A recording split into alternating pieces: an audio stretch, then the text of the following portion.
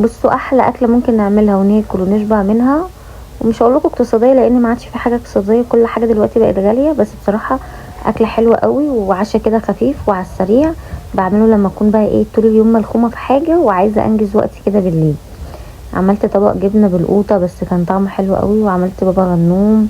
بص البتنجانيه دي بقى ايه احلى حاجه، بحب اعمل بتنجانه اشويه، يعني احطها كده على البوتاجاز اشويها وبعد كده اقشرها واعملها بطحينه.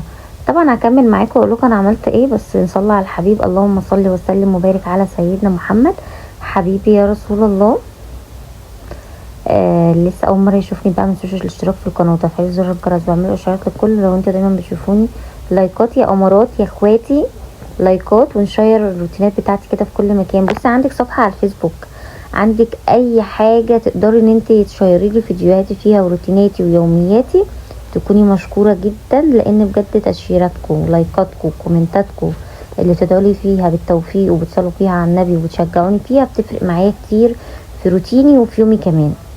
فما تبخلوش عليا باللايك وما تبخلوش عليا ان انتوا تشيروا روتيناتي، لان انتوا بتشجعوني وبتخلوني ان انا استمر.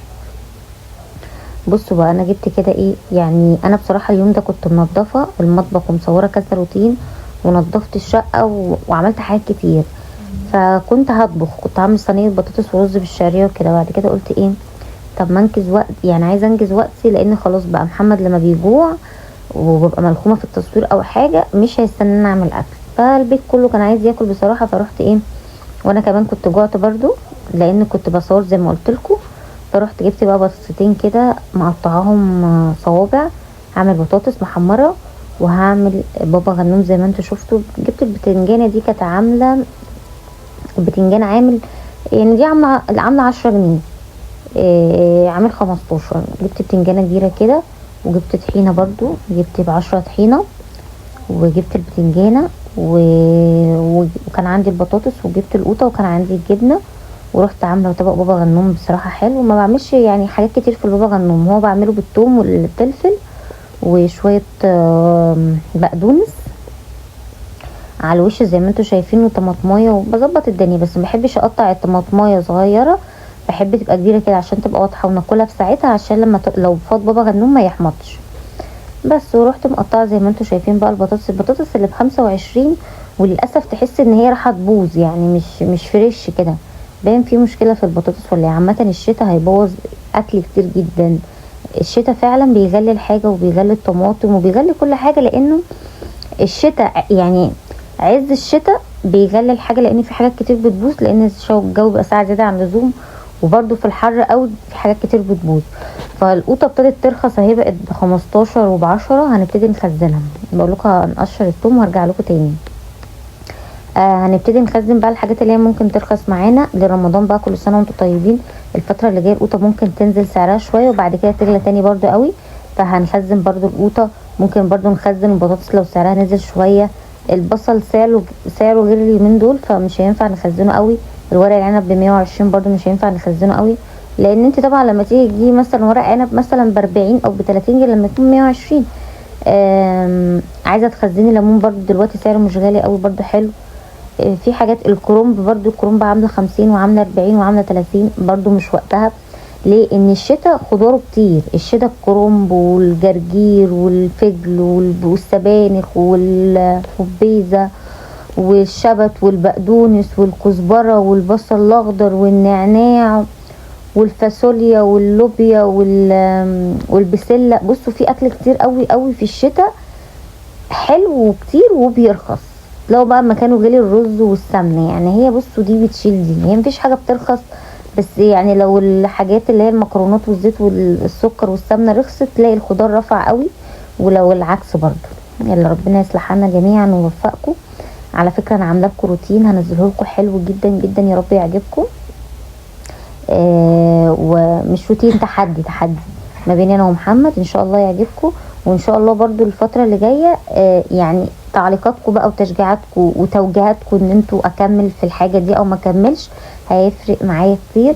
لو وصلت معايا لحد هنا حطي لي لايك وقولي عملت اكل ايه النهارده، اتفرجتي على الروتين دلوقتي عملت اكل ايه النهارده، وتحطي لي لايك في الكومنت وتقولوا لي بقى بتحبوا، تحطوا لي لايك وتكتبوا لي كومنت تصلوا فيها على الحبيب وتقولوا لي بقى الاكله دي بتحبوا تعملوها ولا لا؟ زي ما انتم شايفين بسم الله ما شاء الله. على فكره البتنجان في الشتاء مش بيبقى مبذر، البتنجانات كبيره ما شاء الله بس مش مبذر. زي ما انتم شايفين بصوا بيض زي الفل. ببتدي ان انا كده ايه احاول على قد ما اقدر ما اجيبش الاسود خالص اللي هو اللي متحمر من الشوي في الطبق عشان ما يبقاش ريحته شياط، فباخد بس الابيض ده. لو انت مش بتحبي تعمليه كده ممكن تسلقيها بحالها وبعد كده برضو تقشريها، بس انا بحبها بصراحه مشويه. في ناس ما بتحبش ريحه اللي هي ايه يعني ريحه الشوي دي فيها، بتقول ان هي شيطه، دي على حسب بقى انتوا. بس وكنت مجهزه الطحينه ورحت خليها كده. والله الاكله دي انا بحبها عن اي اكل، يعني الاكل كله نعمه ربنا حلوه، بس انا باكل بقى فلفل واكل بابا غنوم وبطاطس وبجبنه. كان عندي جبنه بس محمد ما كانش عايز جبنه حادقه اللي هي المش، فانا عملت الجبنه صفرا وخلاص. لكن ساعات لما محمد ما يكونش هياكل بعمل الجبنه المش دي بالطحينه والزيت والبصل وتبقى تحفه والطماطم وكده. عملت توم بس ما كترتش توم برضو، عشان ايه يعني التوم برضو لو حد عنده القولون ما يكتروش، يعني لو ممكن ما تحطوش اصلا، لان القولون عدو التوم، عدو التوم كده يعني فاهميني. بس زي ما انتوا شايفين كده بقى ايه انا رحت دعكه رحت هرسه البابا غنوم. ما تعلقوش على كلامي يا اخواتي، رحت هرسه بابا غنوم كده بالطحينه والثوم، ورحت رشه شويه ملح، والبطاطس كنت خلاص بقى كده حمرتها. البطاطس بصراحه هي شكلها مش حلو قوي وحاسه ان هي اليومين دول فيها حاجه غلط، بس بصراحه مقرمشه وحلوه. رحت بقى ايه حاطه شويه ملح كده مش مكتره وشويه كمون وتمام كده، وعملت طبق سلطه حلو. طبعا انا عامله جبنه بالقوطه بس برضه عملت سلطه عشان ناكلها مع البطاطس. ودي شويه بهارات بطاطس، انا عندي بهارات بطاطس كده بحطها على البطاطس والبابا غنوم. وكان عندي شويه عنب فرحت جايباهم كده غسلاهم برضو، كان اخر حبه في التلاجة. يعني بصوا بحب ان انا يعني الم يومي. مش هقول لكم الاكل موفر، مفيش حاجه دلوقتي موفره والله خالص خالص، يعني الزيت بكام والبطاطس بكام والقطه لا مفيش. بصوا مفيش حاجه موفره، بس كل نعمه ربنا حلوه، وان احنا ننوع في اكلنا ونغير. التغيير حلو، التغيير والتنويع هو اللي بيخلينا ناكل. انتوا فاهميني؟